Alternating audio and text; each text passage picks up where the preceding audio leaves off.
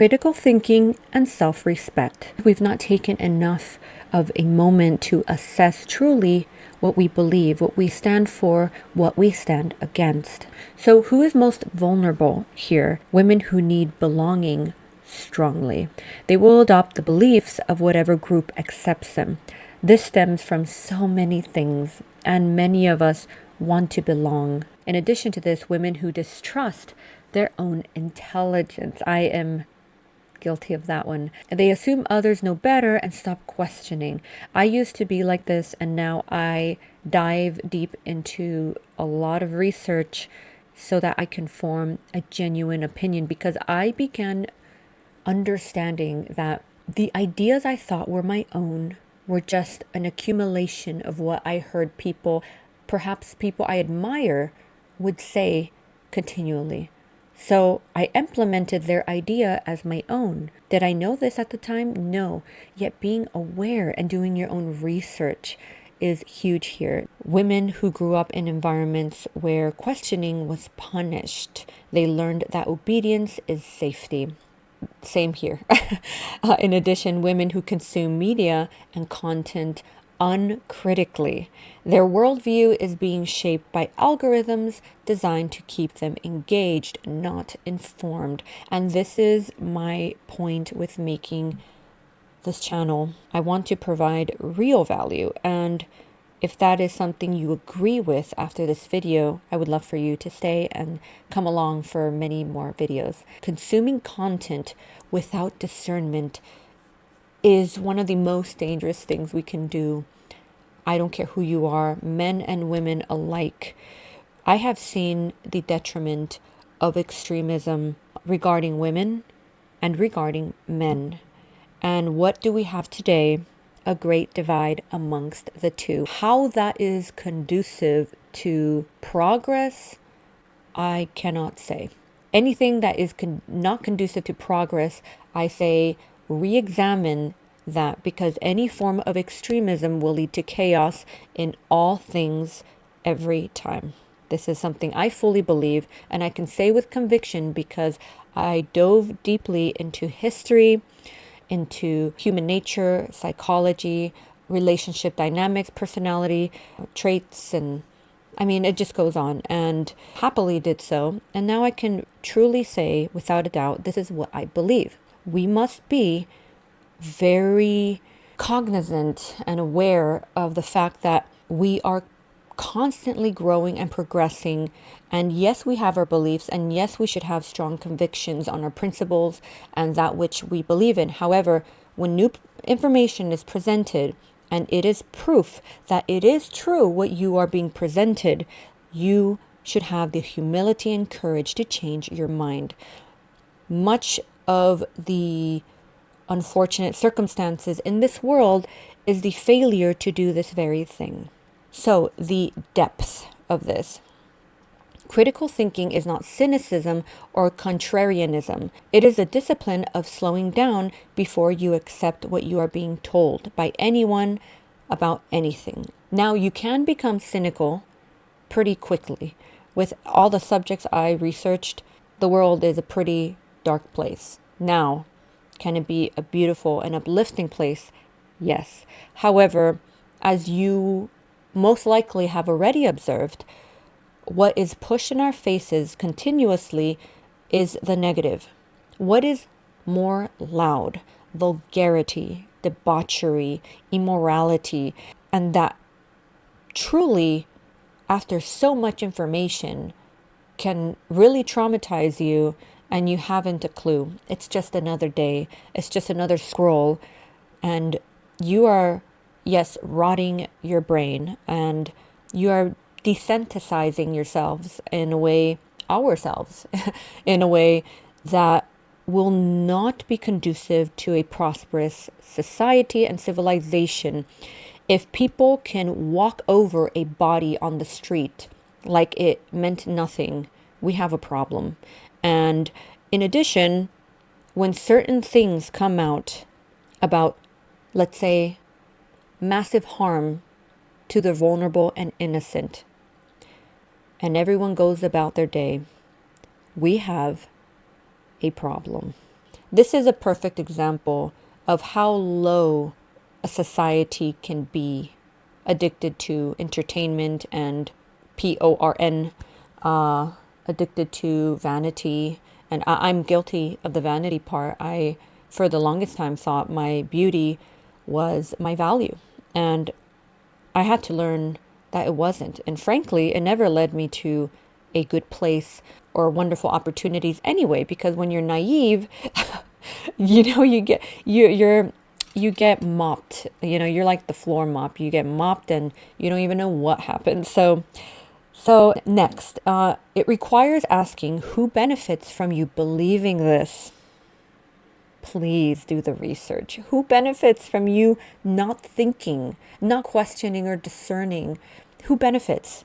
This must be one of the most important things you have in your mind, because when, not if, when the next thing that comes up, an authoritative push towards something that you don't want to do, you will be able to ask questions like, who benefits from me believing this? And what evidence actually supports this? What am I not being shown? And what would I think if I approached this from a completely different angle? For example, I have a friend, lovely, intelligent, beautiful. She researches all possible sides of things.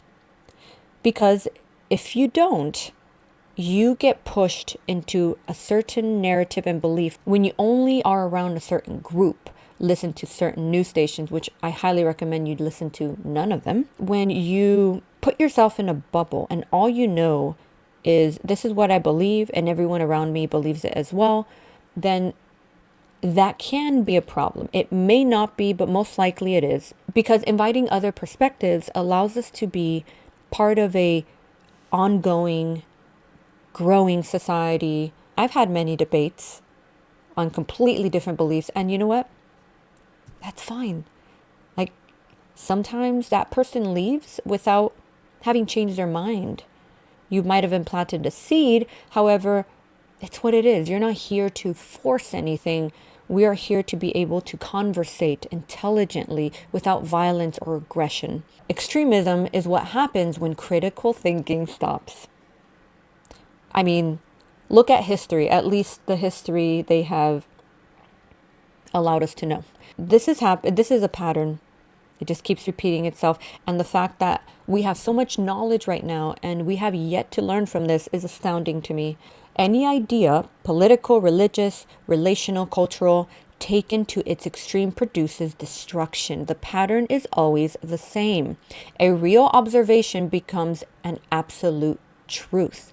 An absolute truth becomes a movement. A movement requires enemies, and enemies justify anything. It's a domino effect. We need to get with the program. It is a domino effect, plain and simple. The lack of our critical thinking skills and discernment will be our demise. There is no room for a productive people without it. For example, like the red pill movement. When I first heard of it and listened, I was totally red pill and I was totally with it. Again, extremism kills everything, doesn't it? So instead of men encouraging men to have self-respect, feel your best, look your best. Of course, it was radicalized like almost every movement, if not every movement. Now it is to the detriment of men. That extremist thinking will not allow them to have a wonderful family and genuinely know how to retain someone who loves them and to accept the love that is given to them. And that is so sad, because instead of leading them to greatness as I expected it to do, it took an extremist turn, as, like I said, almost if not every movement. But extremism lives in the wellness culture, in certain religious spaces, in feminist spaces, in self-improvement movements. The ideology changes, the mechanism is identical. I enjoy Robert Greene's 48 Laws of Power for the reason that I was a very naive individual. And These laws allowed me to see wolves in sheep's clothing. People who want to control you work on your emotions first and your intellect second. Okay, critical thinking reverses that order. I'm telling you, critical thinking. It sounds so generic. Oh, sure, we all think critically. I guarantee you, no, we don't. I can even, after all the work I've done on myself, on researching, on questioning everything and anyone, every movement, I know that it is almost impossible for me to not have ideas that are not my own. And this is how brilliant brainwashing and propaganda is, because it truly works. So you must be aware that psyops and propaganda work. And you are not that special to think it did not work on you. If something makes you really angry to the point of being irrational and acting out and becoming violent, you have a massive problem. You have accepted an extremist view and you have yet to notice or make the decision to improve your behavior. Contribute well to society instead of contributing to the demise of it. That's what I would truly love to see. How to develop or rebuild.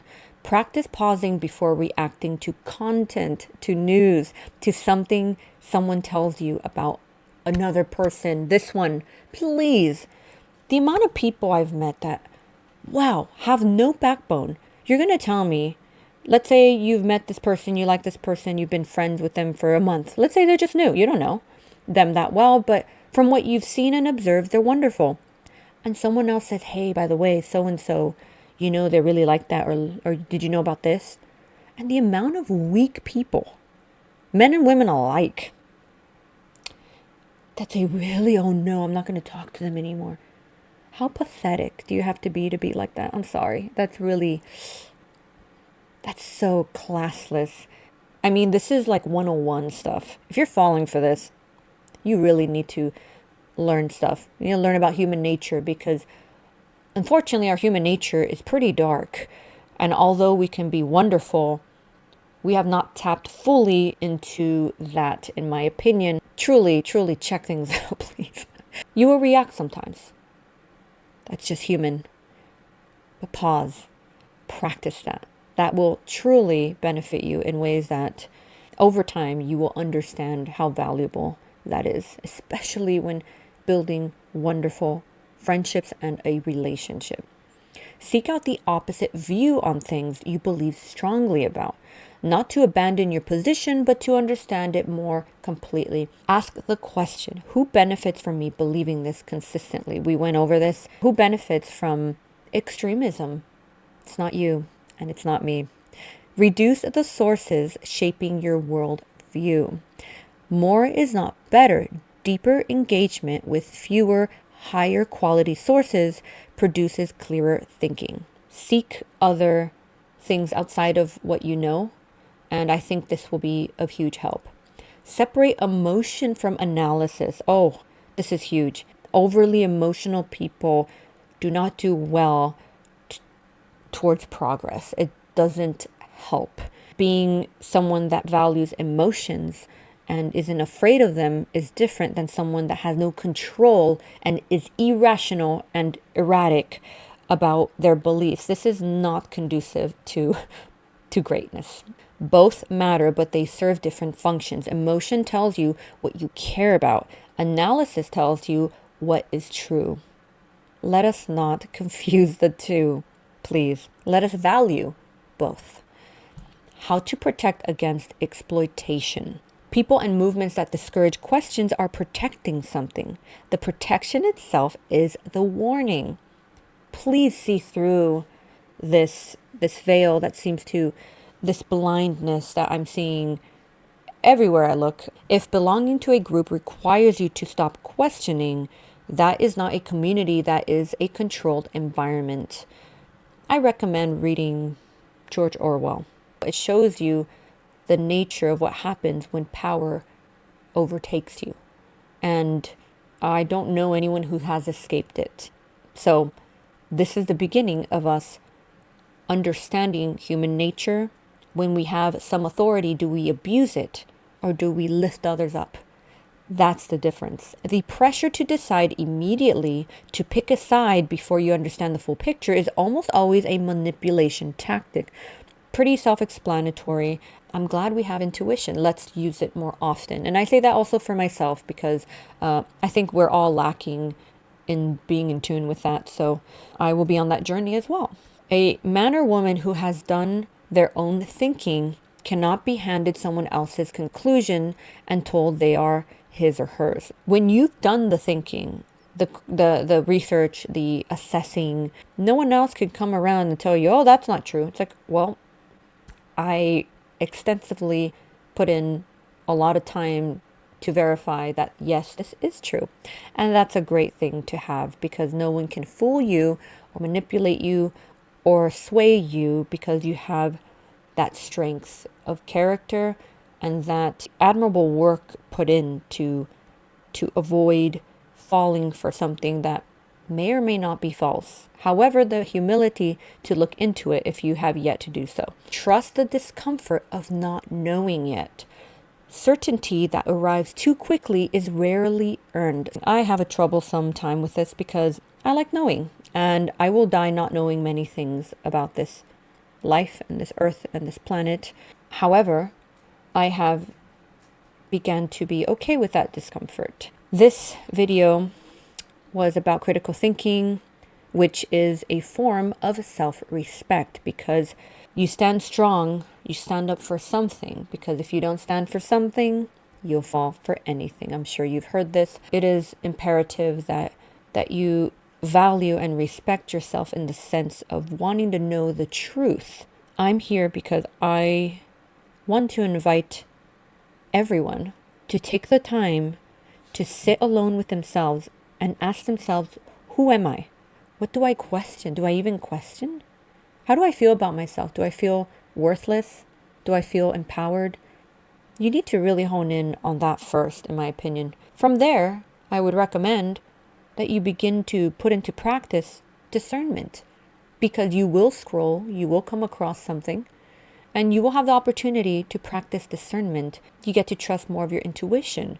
You get to actually have fun researching all the subjects that you're uncertain of, and you're gaining knowledge and you're feeling empowered and really confident because you know more now. You're not the person you were last month, right? So overall, I think it's a huge benefit, and the domino effect of greatness will be that our society, little by little, will dislike this debauchery. Oh, how demeaning. Why that? Or will dislike extremism, which leads to violence and chaos. Oh, that's so unnecessary. We couldn't dialogue. What's that? That's crazy. 1% at a time, I guess, would be the ticket here. Brings me joy. And hopefully someone got benefit from this video. It is my first video. It's convoluted. It's all over the place. I'm going off of my notes. If you found this of any value, I would love for you to come along, subscribe, like. I would love to know what more you would have added, your thoughts on this, and so forth. So thank you for watching. I hope to see you again on the next one.